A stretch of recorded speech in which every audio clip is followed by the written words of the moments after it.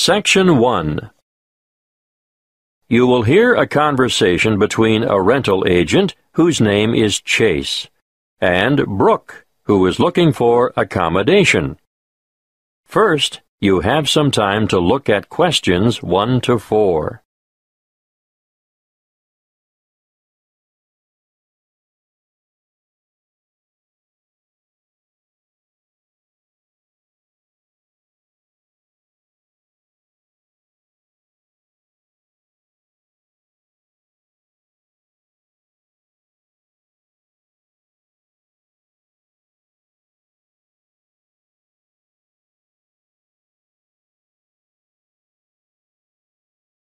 Now we shall begin.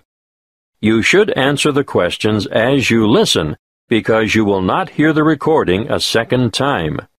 Listen carefully and answer questions 1 to 4. Good morning. My name is Chase. I'm the duty agent.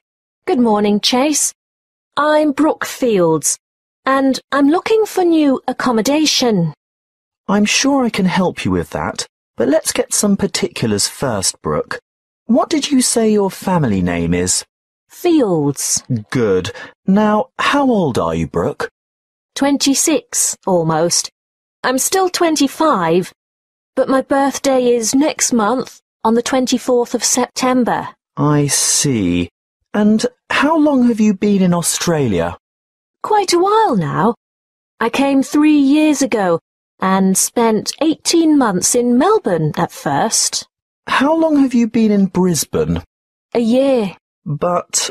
Oh yes, I forgot to say, I was in Adelaide for 6 months, but the weather was too cold in winter, and I didn't like it there. You'll like it here then? Oh yes, I do. Now, what's your current address? Unit 4, 5 Trade Winds Crescent. But I'm only there for 3 more weeks. I've given notice already. I'm going to have to move quickly to find you something soon. What's the postcode for Trade Winds Crescent? 5217. Thank you. This unit you're renting now, is it 1, 2 or 3 bedrooms? 2 bedrooms and 1 bathroom. And are you looking for something similar in a unit or an apartment? Yes, 2 bedrooms will suit me just fine. But I often have family or other visitors come to stay, so I'd like an extra bathroom. I can understand that. Look, I've just listed an apartment with 2 bathrooms that might suit you. Would you like to have a look? Have you got time now? Good. Before you hear the rest of the conversation, you have some time to look at questions 5 to 10.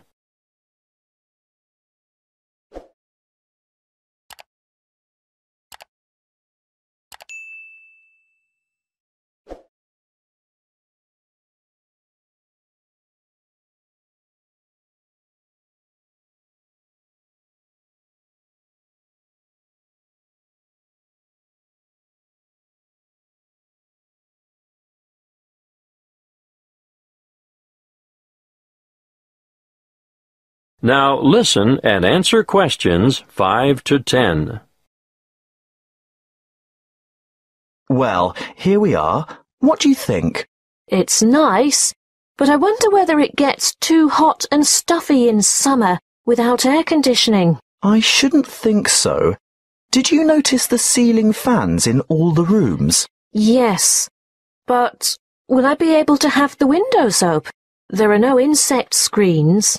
Ah, well, there's a reason for that. Insects aren't a problem here. You may not get the sea breezes in this area, but there are other benefits. What do you think of the kitchen? Pretty good, really. It might not be very big, but it has a fresh, up-to-date feel and modern appliances. I just love this cute little pantry, too.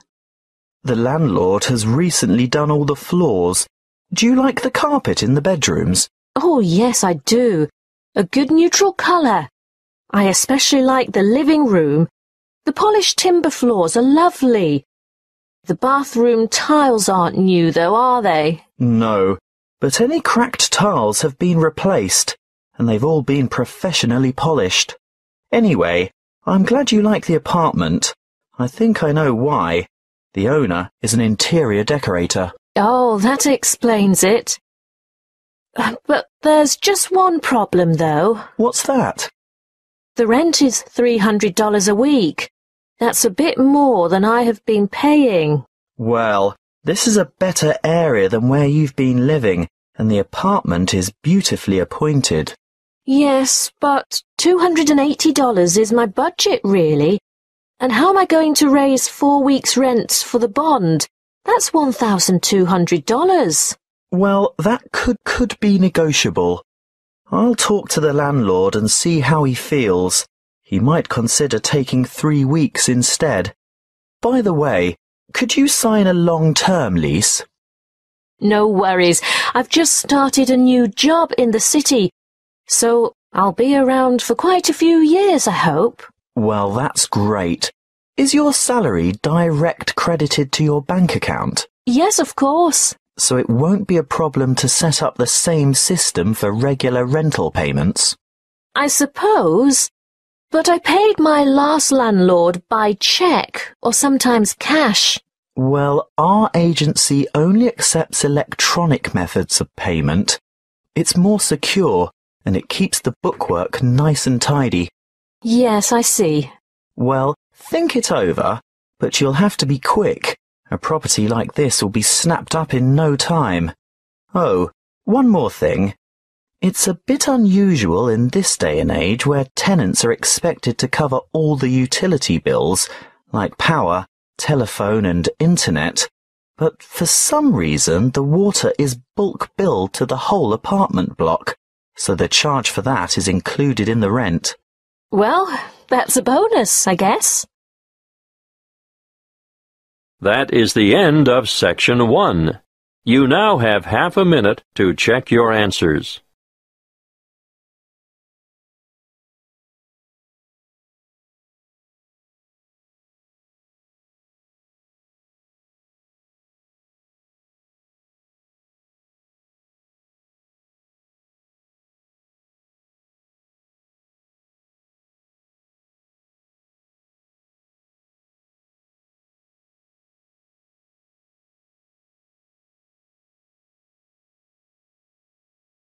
Now turn to Section 2. Section 2. You will hear a crime prevention and fire safety officer talking to a group of new residents. First, you have some time to look at questions 11 to 15.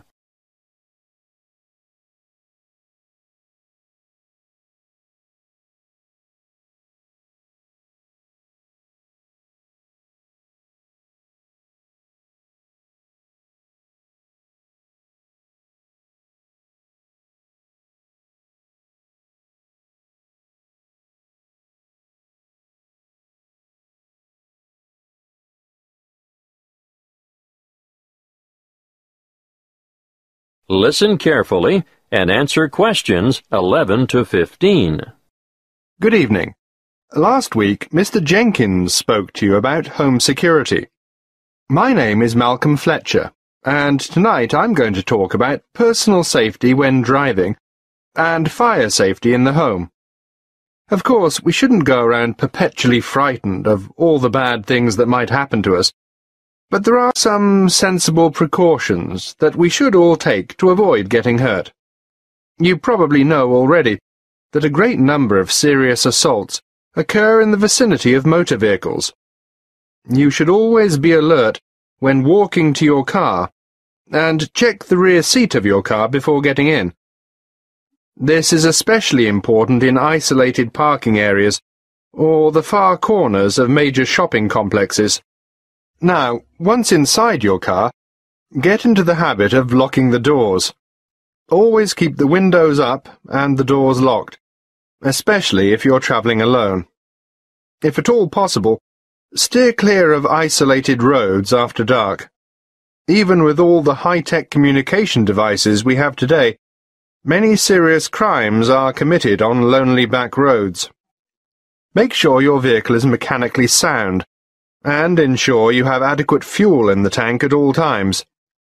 If your vehicle does break down in a lonely spot, lift the bonnet and then lock yourself inside the car and call for help on your mobile phone.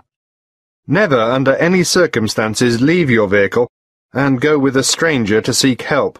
It is better to wait for the police or some other emergency vehicle to stop and offer assistance. Of course, you should never pick up a hitchhiker.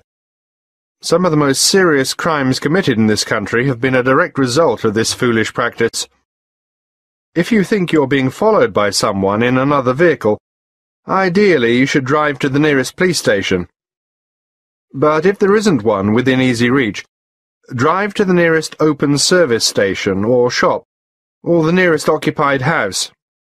Now, we are lucky enough to have a police station in this area. Do any of you know where it is? Look at this map on the screen, and I'll show you how to get to it from the community centre where you are now. Then, when you get home, you can work out how to get there from other directions. From the community centre, go along Bayview Street toward Maiden Avenue.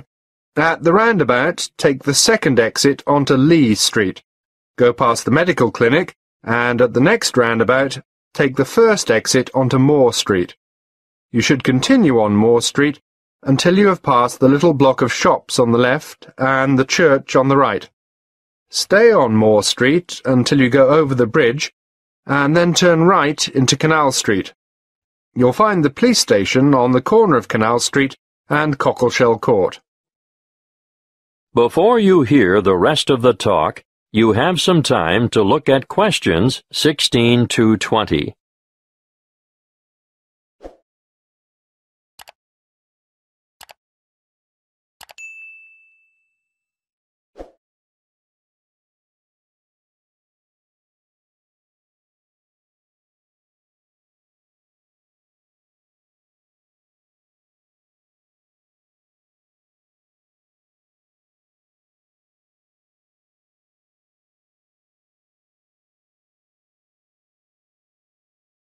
Now listen and answer questions 16 to 20.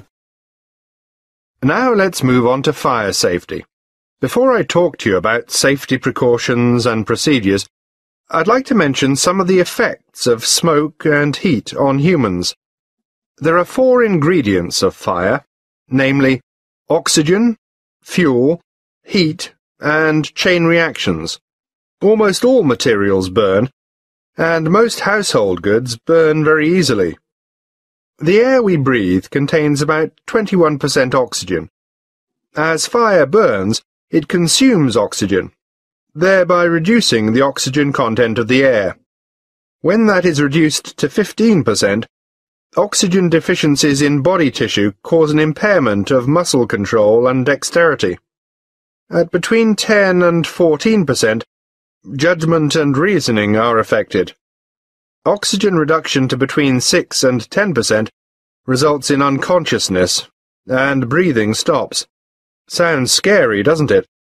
But that's not all you have to worry about. Many materials in the home give off toxic gases as they burn.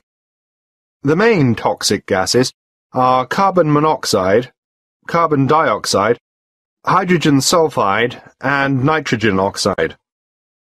Carbon monoxide is an invisible and odorless gas produced in all fires. It takes up the place of oxygen in the blood, thereby reducing the supply of oxygen to the brain. The effect of carbon dioxide is to increase the heart rate and stimulate the rate of breathing, causing an increase in the intake of other toxic gases, which contributes to, amongst other symptoms, serious oxygen deprivation. Hydrogen sulfide, on the other hand, affects the nervous system, causing dizziness and pain in the respiratory system.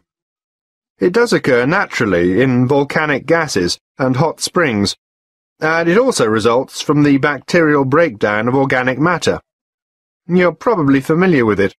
You know, it has that characteristic odor of rotten eggs. But make no mistake, in large concentrations, it's deadly. Lastly, nitrogen oxide is another extremely poisonous gas at high levels of concentration, which deadens feeling in the throat and lungs, causes swelling in the throat, and a build-up of fluids in the lungs. That is the end of Section 2.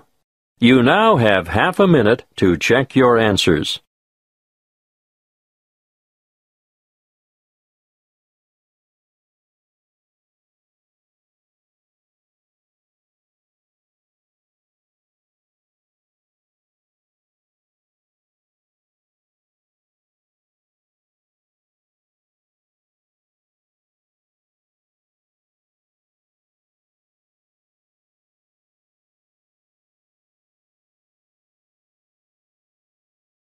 Now, turn to Section 3. Section 3. You will hear a conversation between a thesis supervisor and a student who is preparing for postgraduate study. First, you have some time to look at questions 21 to 27.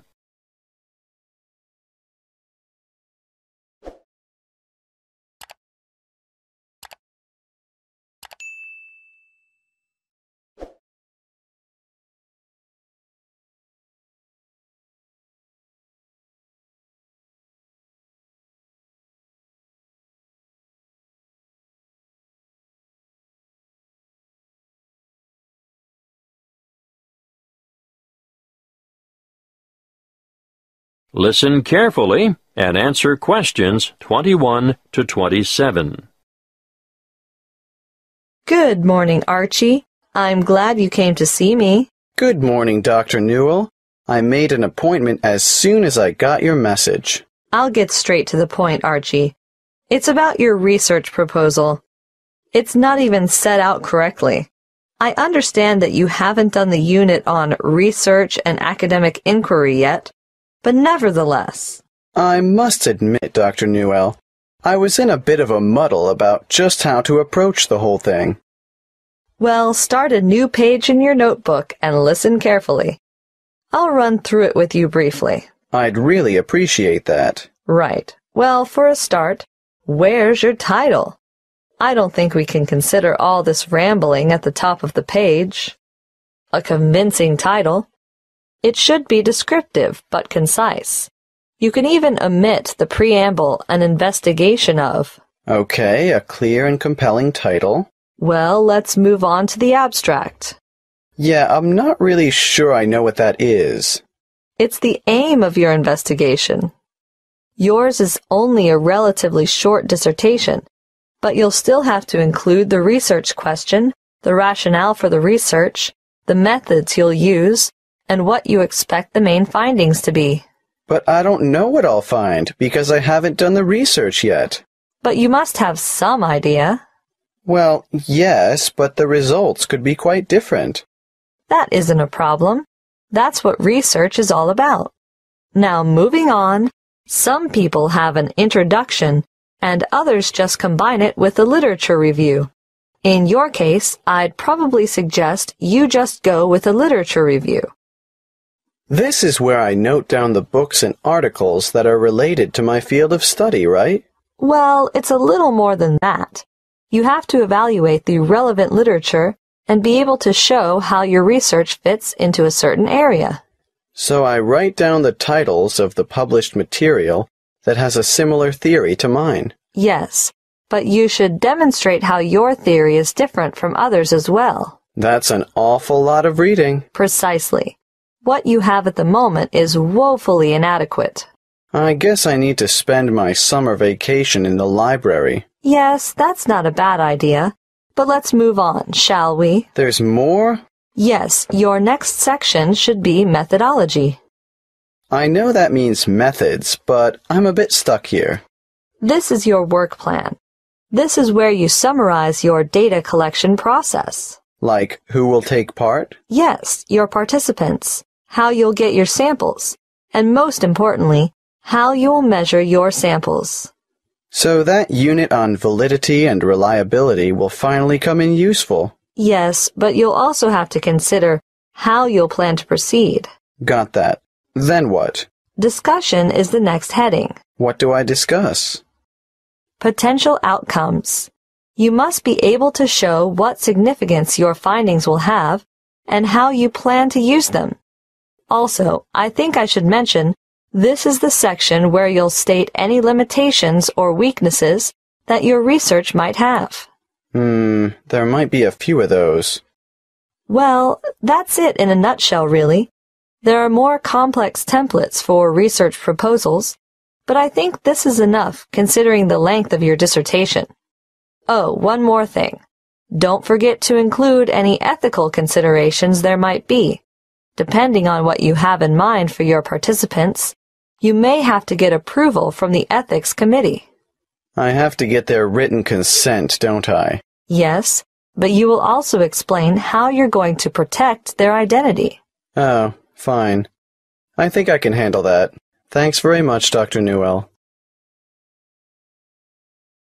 Before you hear the rest of the conversation, you have some time to look at questions 28 to 30.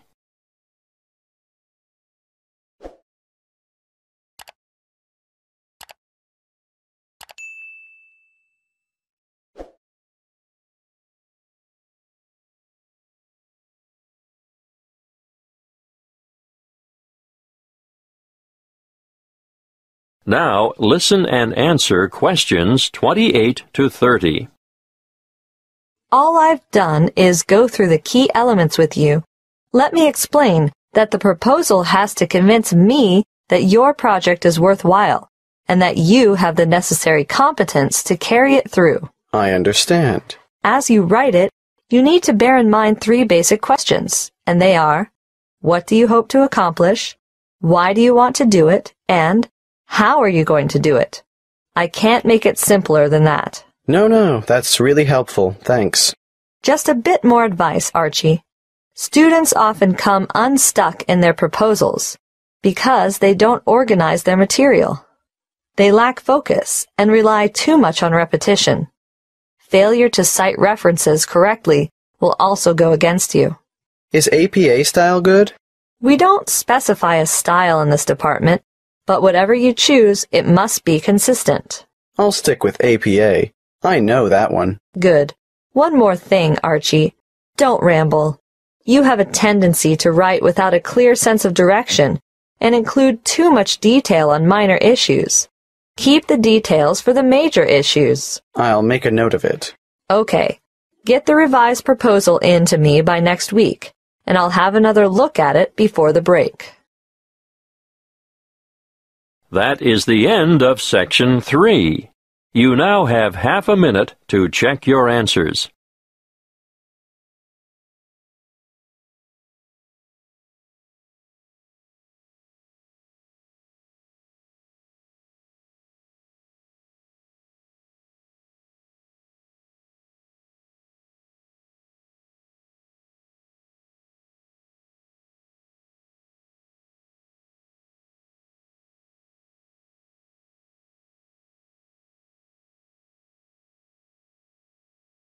Now, turn to Section 4. Section 4. You will hear a talk on the topic of decision-making and problem-solving. First, you have some time to look at questions 31 to 40.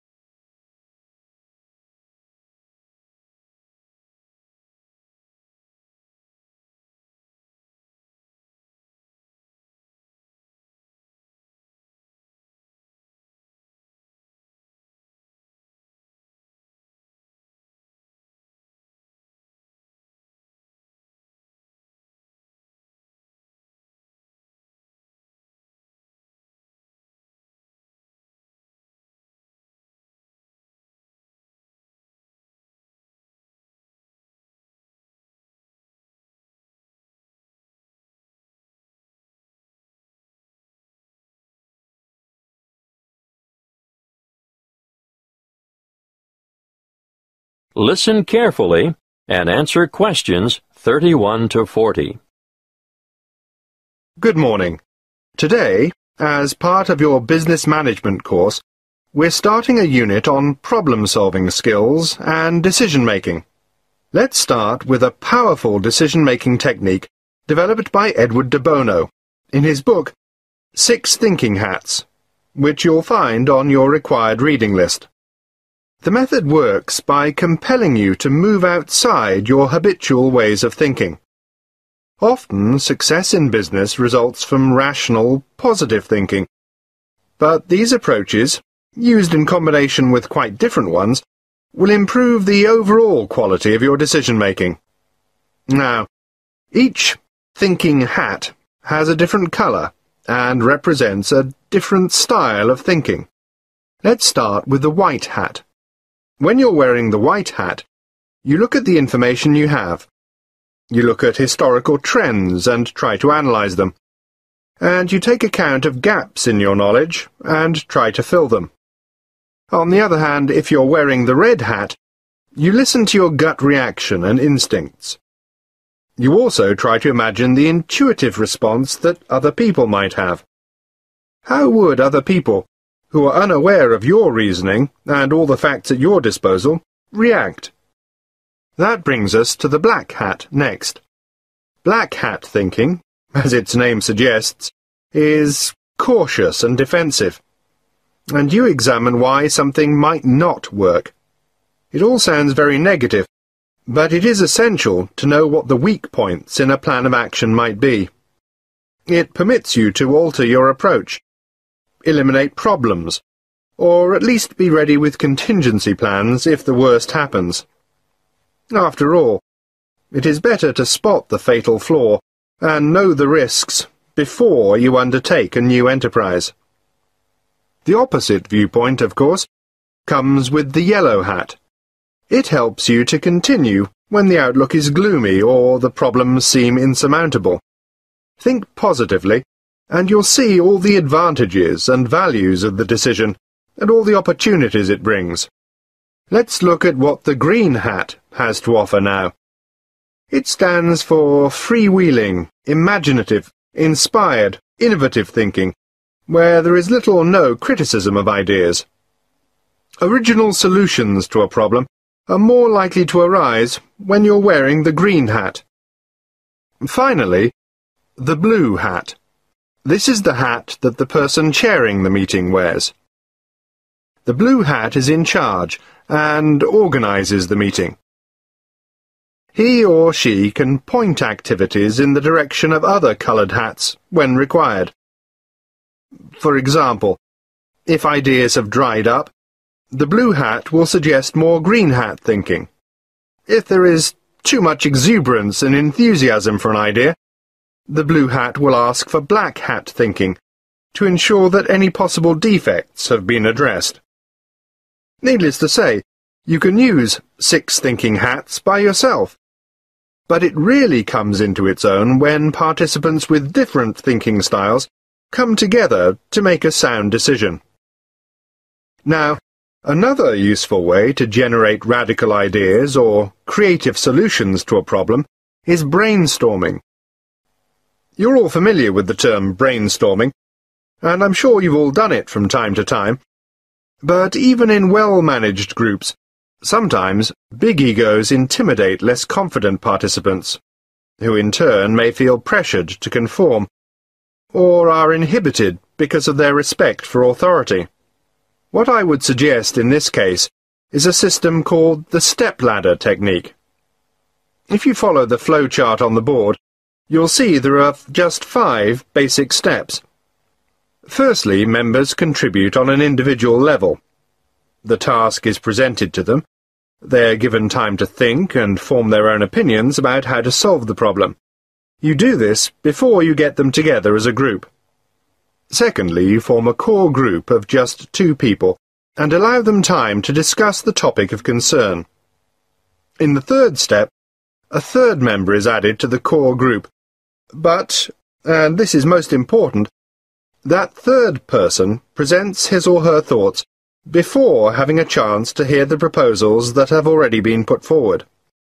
When all three have explained their ideas, then they can consider their options collectively. In step 4, the same process is repeated. A word of advice here. Keep the group small to maximize effectiveness. You can limit the numbers to 4, or add more, but I wouldn't go above 7, not if you want a good quality decision. The last step in the process is to get a final decision, but only after all members have been included and had the opportunity to communicate their ideas. The main benefit of this step-by-step method is to give even the most diffident and quietist people the chance to share their ideas before they can be influenced by others. That is the end of Section 4. You now have half a minute to check your answers.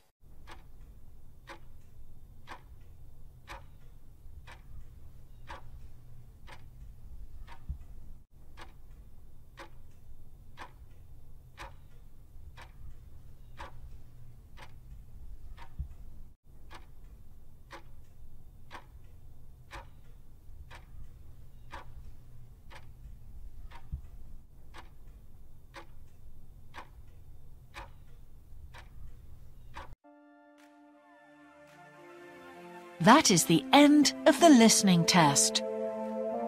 In the Ielts test, you would now have 10 minutes to transfer your answers to the answer sheet.